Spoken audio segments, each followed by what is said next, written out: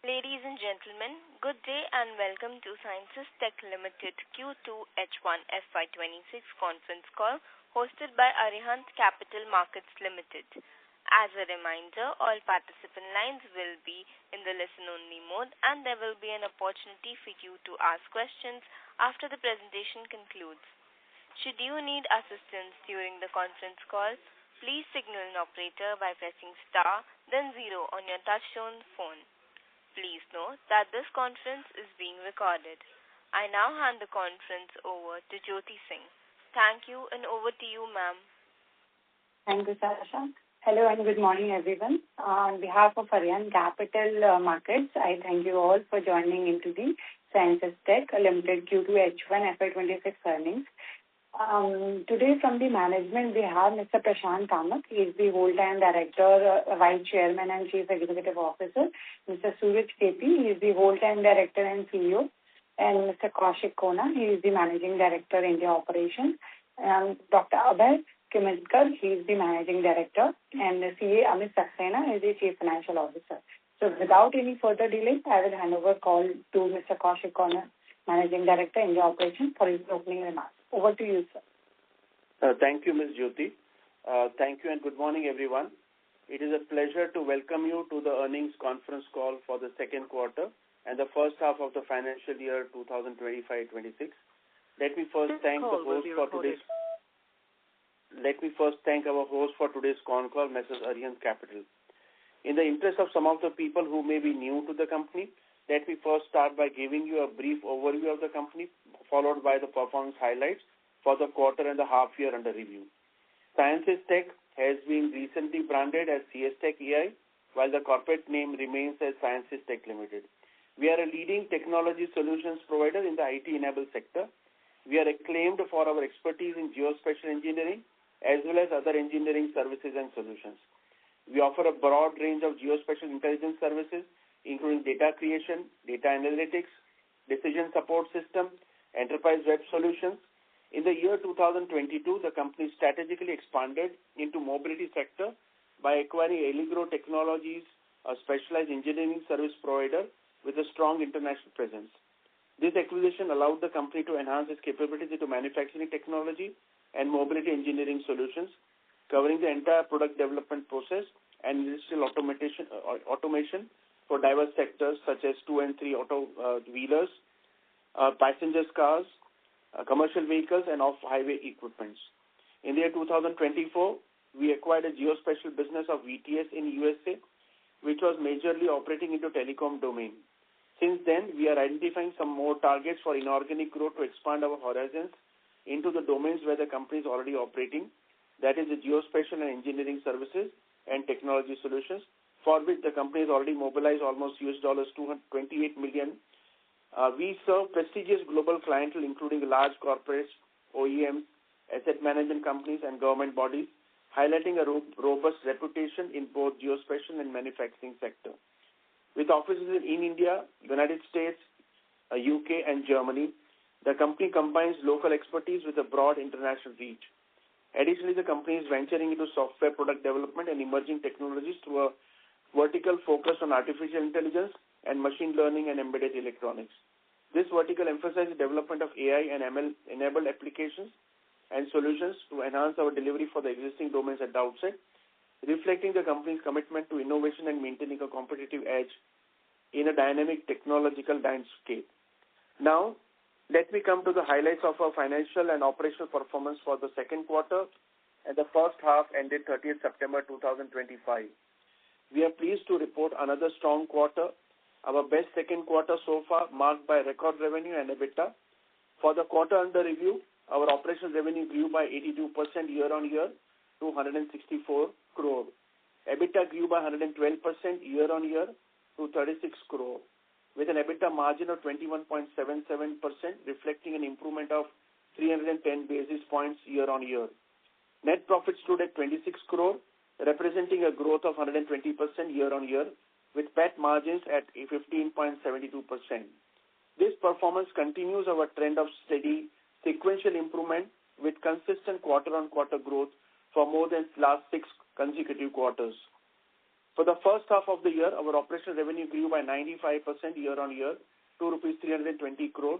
If you can recollect, the performance of the company for the year 2023-24 on a consolidated basis was 254 crore. So the first half of this year overtakes that by substantial numbers. EBITDA increases by 119% year-on-year to rupees 66 crore, with EBITDA margin at 20.56%, which is an improvement of 226 basis points year-on-year. Net profit for the first half was rupees 57 crore, a growth of 143% year-on-year, with PAT margins at 17.93%. The growth in both revenue and EBITDA margins was driven by successful execution of projects which have contributed to stronger margins.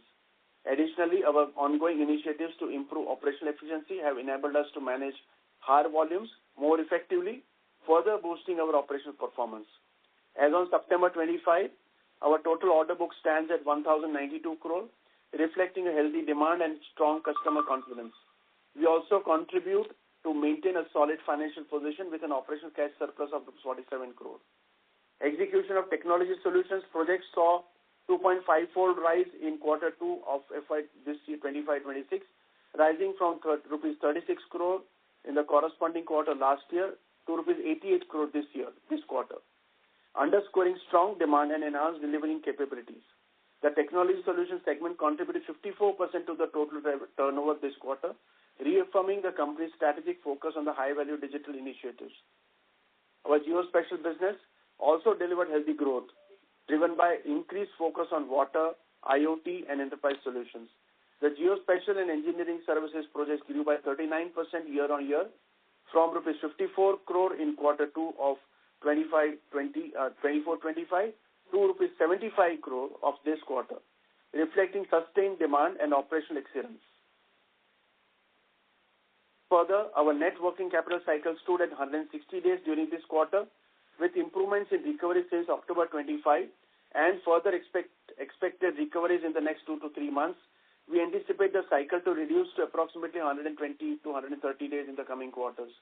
We invested rupees 21 crore towards the technology innovation and business development to further expand our presence in U.S. market, with rupees 13 crore out of this already expensed out towards the profit loss account during this quarter.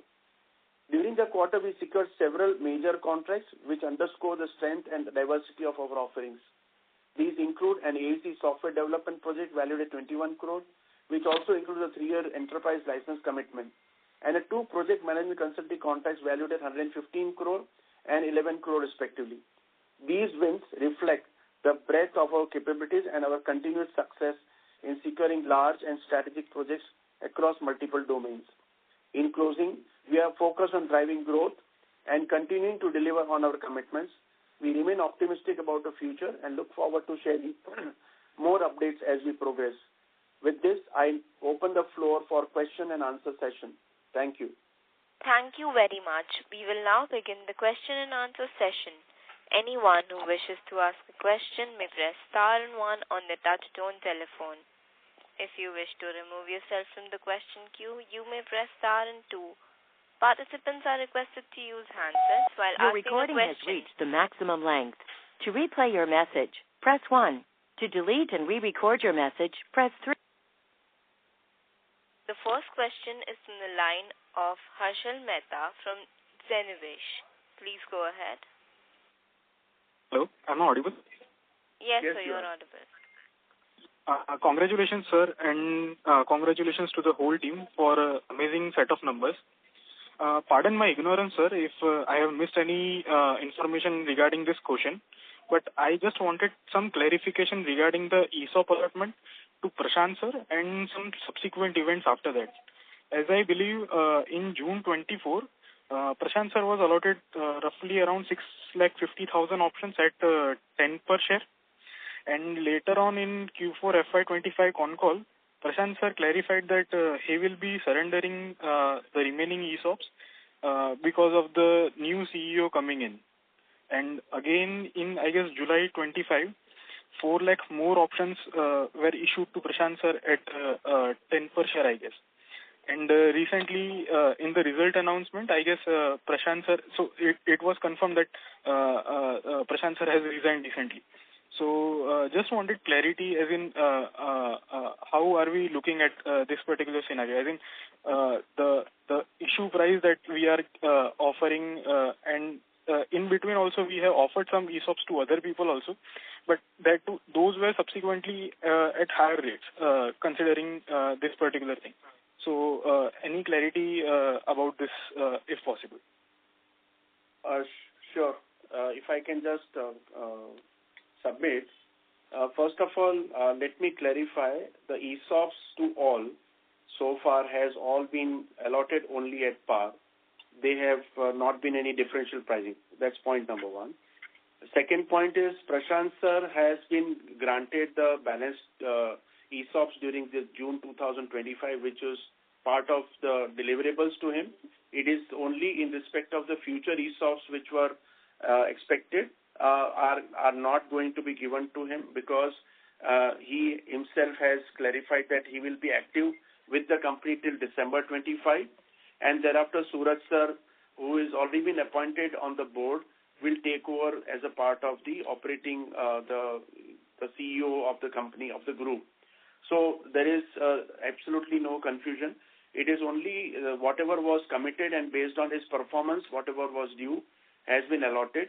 The next tranche of, I think, around 200,000, which is not going to be due, will not be granted to him. That is what he has expressed in the, I think, previous investor call. I hope that clarifies. Right, sir.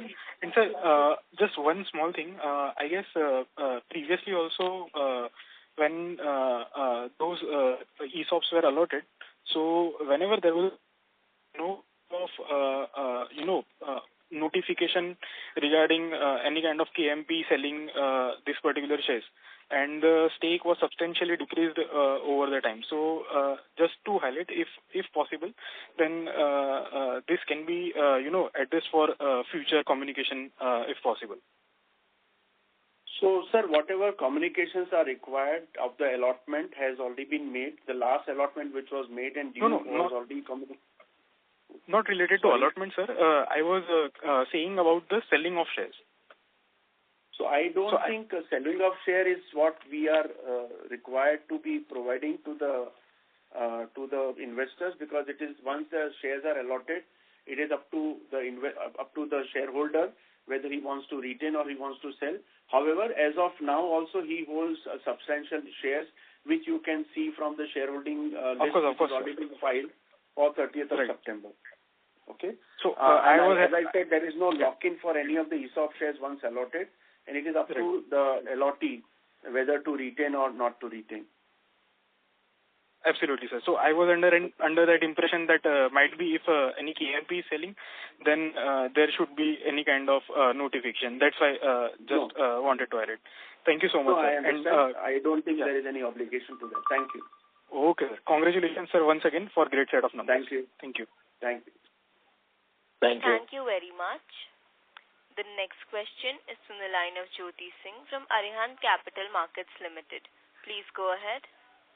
Thank you for the opportunity. So just wanted to understand, like, our working capital cycle currently stands around 160 days. So what are the near-term steps to bring it down to 120 to 130? And also on the employee cost side has dropped 37% comparatively last year. So what structural efficiency enabled this, and if you can share some highlight on it? So thanks for your question, Jyoti ji. The working capital cycle for this quarter ended has been at 160 days. And in fact, in the operational highlights in our investor presentation, also we have mentioned that during the first 2 quarters, typically the recoveries are slow because many of these recoveries are due from the government projects. And typically the government projects disbursements happen during Q3 and Q4 substantially. We have already got one tranche of substantial recovery in the month of quarter, which is after the September end. And we have also got a feedback that in the month of November, December, January, we should be able to get a recovery of almost all the overdue debtors. And therefore, we believe that at one point of time, the the working capital cycle would be somewhere near 100, but as a normal kind of cycle which we predict for the purpose of the business in which we are and the government project which we are, we have been maintaining a working capital cycle of around 120 to 127 days even in the past. Therefore, with the kind of the recoveries already happened in one tranche as well as the recovery expected in the next 3 months, we expect that the working capital cycle will remain between 120 to 130 days. However, we will try to bring it down further. And that could happen more so in the quarter 4. I hope I answered your question, Jyotiji. Yes, sir. Thank you so much. And sir, on the EBITDA margin side, that we have, this time we have performed really well. So, what's our future target? I'm happy that you noted that our EBITDA margins are improving, and if you see the last 6 quarters, the EBITDA margins have steadily improving. This quarter we have seen a substantial breakthrough. The EBITDA margins have improved by more than 247 basis points and 310 basis points on a year-on-year basis. I think it is only because the old projects which had lower margins are getting completed, and the new projects which are having higher margins are being executed. And that I think, and we also have the statement which we mentioned in the beginning opening statement that our focus on the technology advanced projects like IoT or artificial intelligence ML projects are going to contribute a higher margin. And that is where we see that even the turnover has also been steadily increasing. And your recording has reached the maximum length. To replay your message, press 1. To delete and re-record your message, press 3.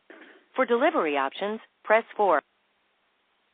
So even in this quarter, we have seen that the turnover contributed on the technology solutions has been higher, which also contributes to the overall weighted average percentage of EBITDA. We expect this to continue. However, we don't give any kind of future outlook on what numbers it will be there. But based on the numbers which we have with the project which we are pursuing, we expect this to continuously, steadily improve. Sure. Thank you so much, sir. I will come. Thank you. Thank you very much. The next question is from the line of Nikhil Chaudhary from Toro Wealth Managers, LLP. Please go ahead. Yeah, hi. Thank you so much for the opportunity, sir. So, want to understand, sir, what part of the unbilled revenue in this quarter has been carried forward from the last March numbers? And second thing, how much of our billed receivables are pending more than 6 months? So, if you look at billed revenues more than 80%.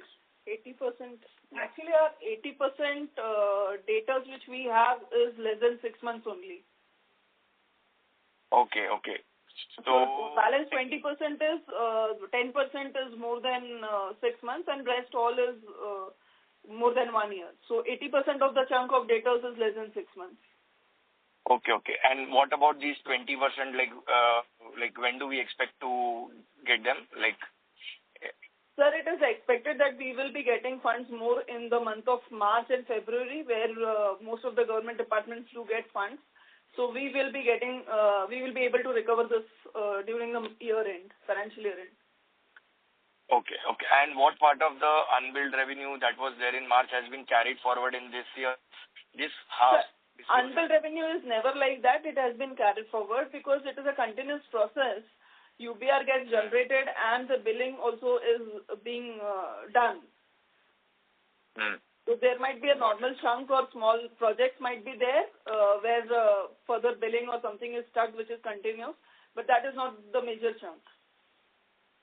Got it. And we were expected to receive some orders probably that has been long pending actually. Any update on that? So I think we are on the traction is on it. We are expecting those new kind of signing off of the new orders also within next, I think, quarter 3, quarter 4 is what we already projected. During the quarter 3, quarter 4, we expect some major projects also to be awarded to us. And there is a big pipeline which we have built up over the year. And usually, historically, the numbers are like that. We've been getting orders maximum in the Q4 as the government closes their decision-making and the tenders. So that's the national trend. And yeah, Q3, we have a good pipeline, which we will close, yeah. Got it. And last question, could you just share color on the industry, like how, what has been the traction in under the water projects that we are getting, payments with respect to the schemes that we are executing, just overall, although you have explained it in the initial comments and now in the questions. So how it has been compared to last 6 months, 8 months, 1 year back, is the situation better or like because other companies are like seeing delaying payments and also just wanted some color how the situation is now versus last 8-10 months. Is it better? So if I can answer that, we have already seen that there was a lull in last 2 quarters because the JJM schemes were also being kind of reviewed by the government. However, the complete review is over. And that is where we saw the first tranche of major recoveries happening in the last week of October. And that is what has given us the vision as well as the confidence that the balance monies are also getting disbursed in this 3 months. As regards the water projects, obviously they are also the kind of bids which we have made. Those also should now open up. And as what Dr. Abhayji mentioned, most of them should be kind of awarded during the quarter 4. Some of them could be quarter 3, quarter 4. Got it. Very helpful. Thank you so much. Thank you. Thank you very much. Ladies and gentlemen, in order to ensure that the management is able to address all questions from all participants, I kindly request everyone to limit your questions to 2 per participant. The next question is from the line of Ayush Agarwal from MAPL Value Investing Fund. Please go ahead. Good morning, sir. Thanks for the opportunity. Morning. Yeah. So just a follow-up on the previous participant's question, I wanted to understand, his question was correct that, of the 30 crores of unbilled revenue as of March, how much would have moved to the billed receivable and how much still stays in unbilled? Because that will help us understand that, of the H1 revenue, how much has moved to unbilled. So I think our CFO has already clarified that majority has also already been billed, because typically in our project cycle, what happens is that the unbilled revenue is only a temporary phenomena where we have completed the execution of a particular event and then the milestone for billing is achieved in the next quarter. So I would say out of, let's say, 135 crore UPR, we would have more than 125 crore would have been billed so far. It is only 1 or 2 schemes where it was under the lull, as I said, part of the old projects, which would have kept pending. But those also are expected, as already clarified by our CFO, by March. So I think 8 to 10 crore out of 130 odd crore was pending, but that is also under progress and that should also be billed. Actually, it's a continuous process. The UBR gets, as we progress, we deliver, we achieve the milestone. UBR gets generated and the invoices are also booked continuously. All right. Just a follow-up on this, you mentioned that there were some recoveries in the month of October. Can you quantify that number? We have already received one major tranche of around 40 CR and further recoveries of almost around, small other recoveries of around 20 CR has already been made. So in the month of October, last week of October. Understood. The second question, is on the acquisition part and also going beyond water and Maharashtra. So this is a very big concern that, a bulk of our order book revenue still come from Maharashtra, from the water, department. What are we doing given we have a presence in UP, we have an office in Lucknow, and UP is a equally large state with lot of, schemes happening there. What are we doing to go beyond water and go beyond Maharashtra, and any update on the acquisition? We're building already outside market. Yeah, Kaushik, I will take this. Yeah. It's a spread and it's a sinusoidal kind of a phenomenon. JJM has funded the project, and Maharashtra was the first major beneficiary out of that. We got projects from UP as well as Maharashtra and other states. So we are not only focused in water, we are also having good presence in transportation infrastructure, AEC, and energy utilities. So you can see the projects which we currently are executing. One is major project in energy we are executing in Maharashtra as well as UP. And there is one project for JJM we are executing in UP. We are expecting the extension of that project. The funding was, as Kaushik has mentioned, that there is a lull in funding as well as the approvals of the existing projects by the central government. So it's not only Maharashtra-focused thing, it's a countrywide phenomenon. Having said that, we are also focused into transportation. We just backed a big project from MMRDA, which is 115 crore. I again said we have a big pipeline, which is again with water as well as the other domains what we have. I would not divulge into those details as it's a forward-looking statement, but yes, there is a good pipeline wherein we will definitely get a balanced kind of projects in other domains as well. I hope I have tried to answer your question. And what about the acquisition, sir? Kaushik, please can comment. What about? Acquisition. The acquisition. Okay. Surajji, would you like to take this?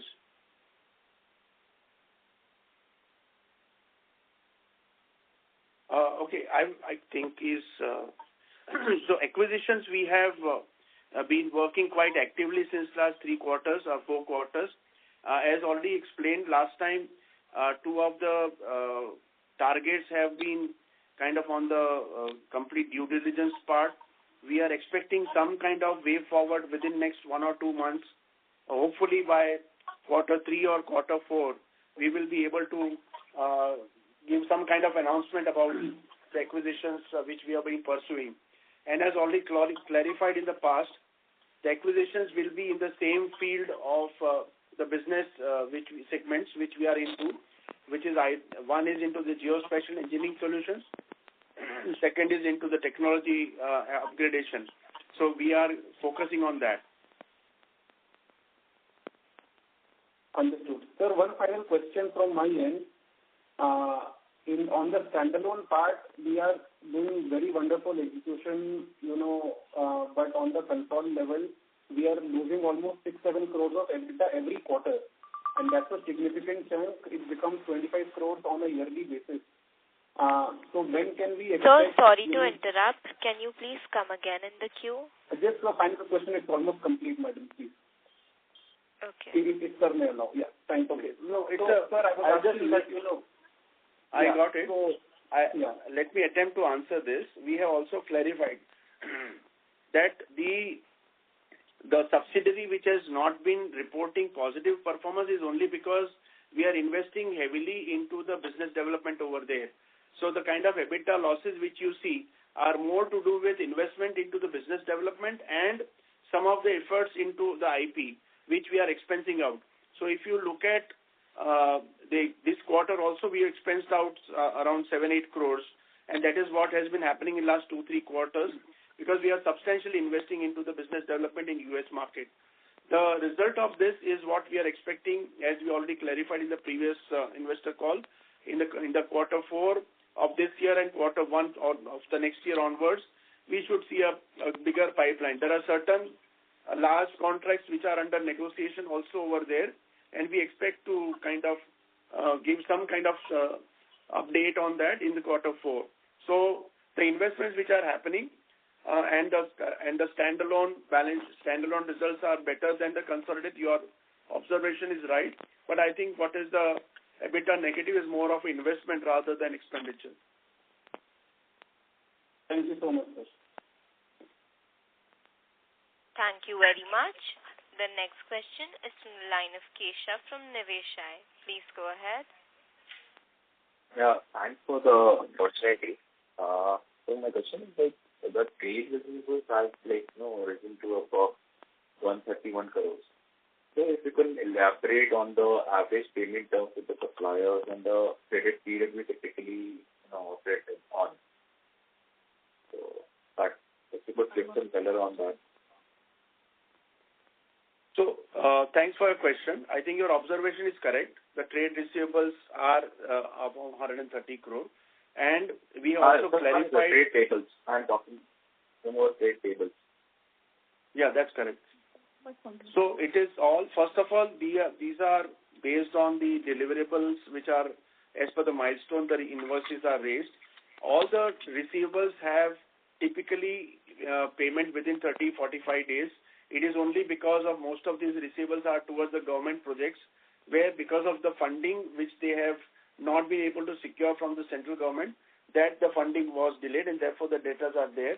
However, as I mentioned, some of the debtors have also been kind of recovered in the October month, and as just to repeat, October, November, December, January, we should see a lot of recovery of the debtors, and typically the debtors cycle should be between 30 to 45 days. The UBR cycle then adds to it, which is why we said around 120 days is the overall cycle.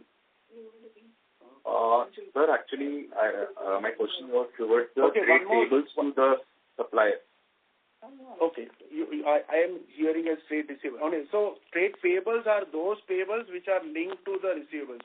There are certain contractors whom we have negotiated to pay based on the payments which are received from our clients.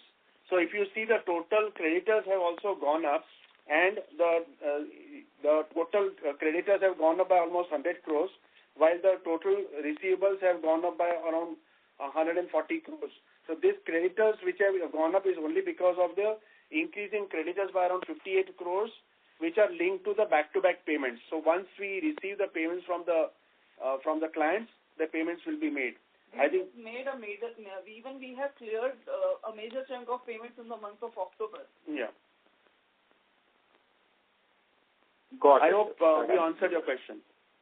Yeah. Thank you. Thank you very much. The next question is from the line of CA Karvit Goyal from Invest Analytics Advisory LLP. Please go ahead. Hello. Am I audible? Yes, you are. Yes, sir. Yeah. Good morning, sir, and congrats for a good set of numbers. My first question is on the order book side. I agree. We are saying that in Q3 or Q4 we will be getting some bigger orders. But I want you to share some size of these orders, like what kind of size we are expecting. And one more thing, last quarter when the phone call happened, you mentioned like we will be getting some orders in 2 months, right? Why that didn't happen, sir? So I want you to put some color on that, sir. So that's my first question. Abhayji, should I answer? Yeah. I just take it, and then you can extend it on. So we, as I said, we have a pipeline. There are orders, there are process of tendering, there are process of approval for the projects within the department, and the budgetary sanction by the. So this is a long cycle. However, there is a good build-up of the pipeline, and we have already submitted the bids. Those were not closed, which we were anticipating last quarter. So those are now coming up in this Q3. So perhaps we may find this quarter with the closures which were pending in Q2. And then again, I said that Q4 will be the largest quarter for us for any closures. Whatever numbers we have projected, those will be definitely full. We will even go beyond that. That's what I can say at this point in time. Kaushik, over to you. Yeah, I think that answers majority of your question. And what you asked about the ticket size. So based on our past experience of last 3-4 quarters, you would have seen that we look at bidding large orders, minimum ticket size of let's say 50 CR. Some of the orders which we are in the pipeline could be in the range of around 100 CR, 150 CR also. So as and when we are able to kind of fructify those orders, we'll be able to declare that as a part of normal procedure, which we mentioned at the stock exchange. There are certain small orders which keep on coming, for which either the follow-up action was done, but they are not significant for the efforts. We are only focusing on right now building up the major order book as what Abhayji is mentioning, and we also clarified in the previous investors call that our pipeline is substantial and we expect in the quarter 3, quarter 4, some major sign-off happening in the range of around 700, 800 crore was already clarified during the quarter 1 call. So this 700, 800 is the what we have bidded for, right? Yes, no, we have bid for more. We are expecting the closure of those bids which we expect in quarter 3, quarter 4 is what we are mentioning. There are certain orders for which we have bid or we have done a pre-sales for it, which will take some time. It may not close in quarter 3, quarter 4. That pipeline will continue. However, the closure, what we expect are in the range of this amount. So out of that 700, 800 CR, what is the success probability there? Because what is the competitive intensity there? I think that will be all subject to the actual numbers. Abhayji, you want to comment on that? See, there are two parts of that. One is you bid for a L1 side and there are a lot of competition. Some are the technology projects where we have a niche kind of offerings and where we have an advantage over winning the tender. So I can say out of the 700, 800, we can win up to 70% to 80%. I cannot put a number to that, but that's the probability we can expect to have. Understood. And did we lose any orders to our competitors in the recent times? Not really. Whenever we find that we could be outbidded, we do not want to, participate by putting our bid. Where we have a niche technology and where we find that we will have an advantage, the pricing and all technology, both advantage means both sides. So then we actually go and bid.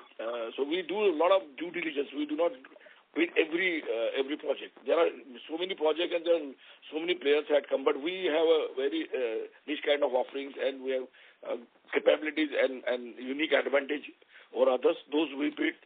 In fact, we work closely with the customers on those bids, and then we go and win those projects.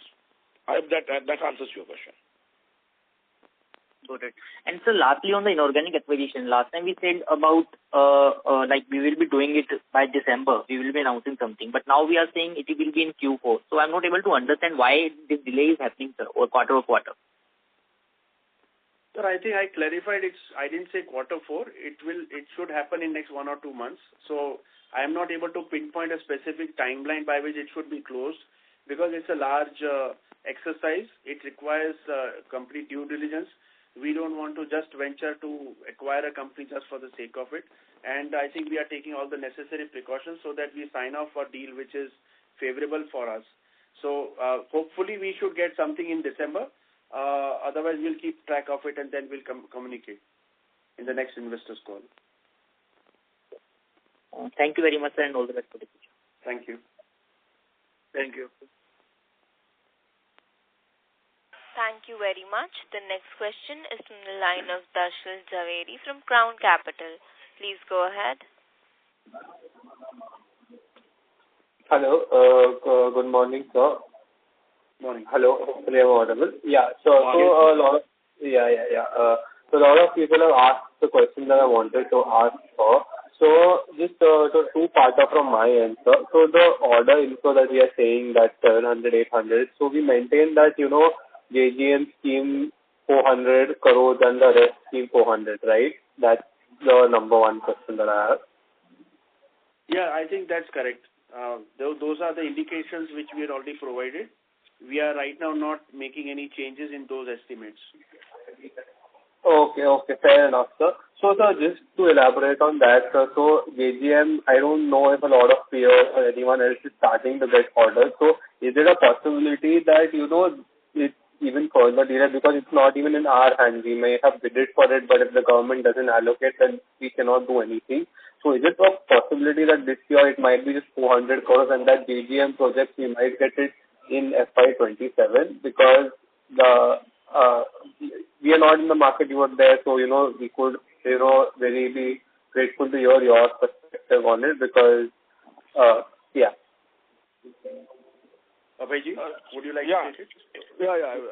So see, what JJM is an opportunity, and then that will continue for next 2 years. But we are not completely relying on that. Having said that, we have built up a good funnel outside of the JJM or outside of the water. That's what I've said.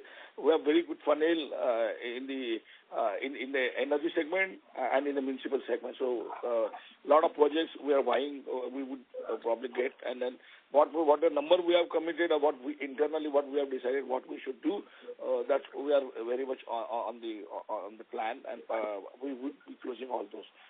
And whatever comes out of JJM, if that really happens, that will be advantage, and that will be more than what we are envisaging to close this year. Okay, fair enough, sir. And so just the other question for the acquisition side. So, what space are we looking at? Is it, more to do with government orders, or is it a more like a private player? What is the size of acquisition that we are targeting? I don't want any firm answers, but a range would also do, like, is it in this space, and, like, is it more towards government contract? Because we have some reliance on government, right? So, that's So Kaushik just clearly mentioned in his opening speech as well as one or two answers he had given. See, we are trying to identify company, and we have identified company which is complementing to our offerings, which is geospatial engineering, what we call an AEC, and the mobility side. Now we are focusing on the geospatial and engineering side. There is a good market in US. Company which has the good logos and good customers, maybe they are working with government in US or private tier 1 players. Those companies we are vying for, and then we have identified such companies. Those can be an Indian company, those can be a US-based company, but those are the major targets, and we have really worked upon that very hard. We have people who are identifying. We have done a lot of exercise on that, and we are on target. But as what Kaushik has already said, next 1 or 2 months you may find something is happening in that aspect. So what's the rough size of it? Like, example, a 50 crore company or 20 crore company. I don't want an exact figure, but a rough range. Okay, this is what we are looking at, because we've improved our margins and everything very well. So will it be margin accretive, EPS accretive? Just any kind of color on that would be really good. This is what we are looking at. I know whatever closes, then that closes, but at least that's our filter for us. Kaushik, please, you can take. So, see, as I said, I don't want to speculate. We have, and if you have seen our intentions, we have already mobilized $28 million, which is 235 crores. So our target is not to look at 2, 5, 10 crore companies, small companies. We are looking at companies which have potential of either generating a revenue of 50, 100, 200 crore is what we are looking at. So let's keep our fingers crossed. Let's wait for some more time. We have waited enough, and I think in next 1 or 2 months, or maximum by next 1 quarter, we should be able to give some kind of good news. Okay, fair enough. Can I ask one more question, sir? I think moderator would request you to come again. Yeah, okay, fair enough. Thank you so much. Thank you very much. The next question is from the line of Kaushal Sharma from Equinox Capital Ventures Private Limited. Please go ahead. Hi, sir.